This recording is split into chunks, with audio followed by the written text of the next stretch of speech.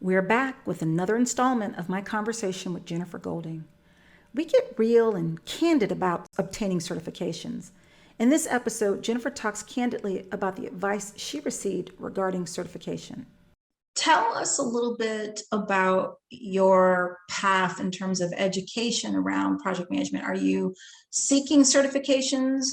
Have you received a certification? So I know that's a big conversation as people are transitioning, whatever industry they're in.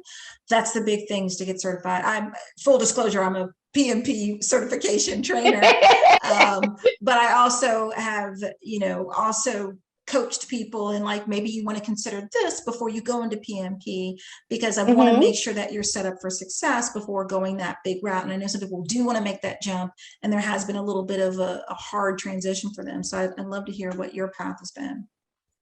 I'm so glad that you said that you train for PMP because I connected with Alamo PMI, which is the local project management institute chapter here.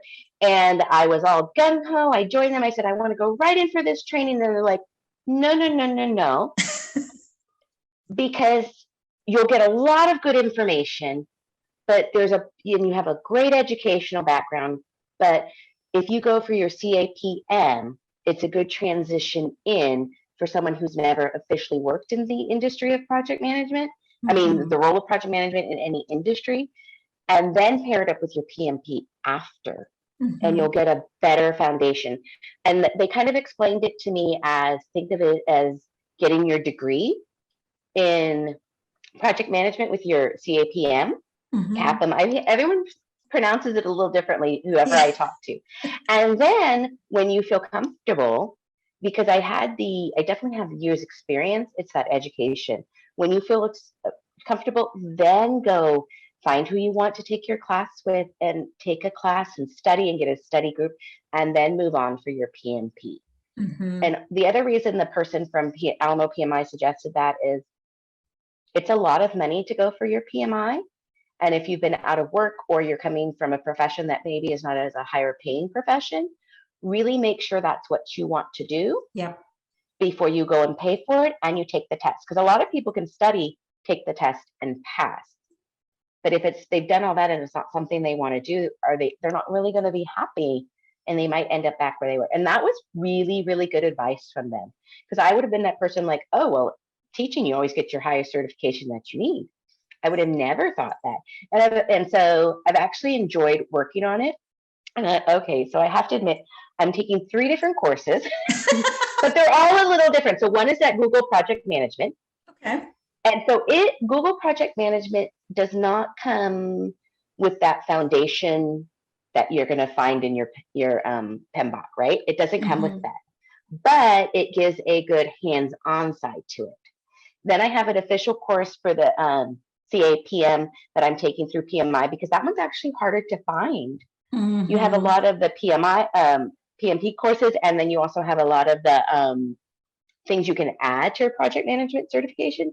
But the CAPM was harder to find, and I also needed something online, just because that's where I am in my life right now. I can't kind of go out in the middle of the day or 3 times a week at night to do a class. It's just years ago, probably, that's how I did my master's, right? I would go at night. And then I'm taking something through Udemy, and it's just like a project management, play around, get to know kind of course. And those are ones that I have all paid for, except for, Google Project Management, I got a scholarship, so I didn't have to pay for that. Congratulations. Thank you. It's actually, yes. So that I would have a good foundation, because if I'm going into a role, I want to be prepared and have that knowledge, but I want to also grow from that role, see what I need to grow for, and then make sure I like that role. I'm so glad to hear you say that. I always feel like I'm the bad person when I say that. And what I'm hearing from people is that they want to make that immediate jump into the PMP, and then they think that will open the doors for the project management job. And number one, it's not going to guarantee that you'll get that job. And number two, it may not guarantee that you even like project management. So get into the foundation. And honestly, what I say to people, do the foundational, like the CAPM or the Google cert, get that job, and then let your company pay for the PMP. because exactly what you said, it's an Mhm. expensive venture, where you want to be sure. And most often, before this kind of the breaking of the dams where everyone's like, I want to be a project manager. Before, in my 7+ years of teaching this, it was mostly people who were, it was a part of their job requirement. And so their company said, we want you to get this certification, or it's a part of their professional development already in the job.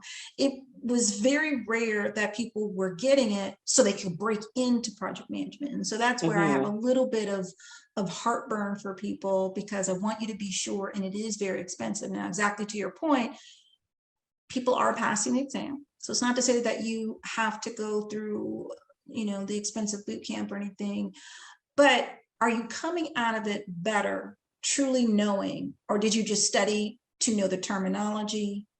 Mhm. And then someone asks you a question about, tell me about your development of a project charter. And you're like, I haven't developed a project charter. Where the Mhm. requirement of the PMP was that you actually have this foundational stuff. Now, maybe it was called something different, but that was something that you should have had the aha. If you had a really great trainer, they taught you the aha that your project charter was probably an email from your boss, and you crafted it into a formal document so that everybody's clear, and it's clear about your authorization to move forward with this project. But a lot of people still struggle with even explaining those basic things because they don't have the foundational. That I'm so glad to hear that you are still getting into and diving into. And I'm going to pick your brain later about sharing those links, and I want to put that in the show notes. And maybe if you don't mind, just the link to the scholarship, because I know people are like, tell me about the scholarship. So I'm helping you from them like knocking down your door, and I'll just put it in the show notes, and it's just up to them to follow through on that. But Mhm. that's great to hear about your certification journey, and thank you for your candor about what you have heard from others, because I don't think I would have been able to say it as eloquently as you had described it. Is that you want to make sure you have the foundation, make sure this is a career field that you want.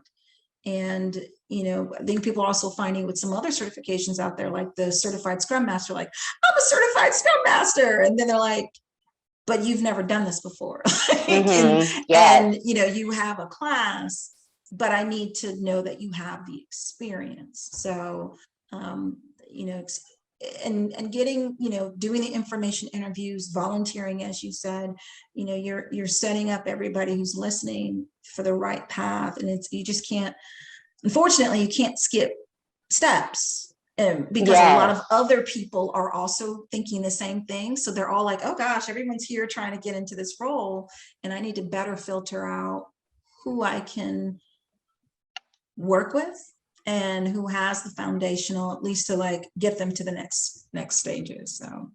So here was the key takeaway from this part of the conversation.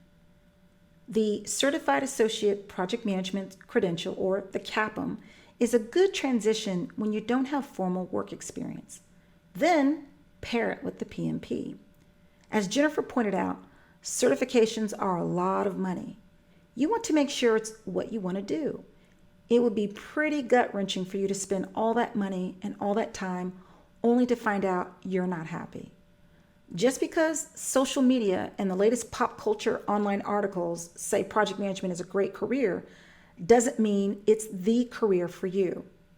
In the final episode, my conversation with Jennifer concludes about stepping stone roles to consider to get your foot in the door.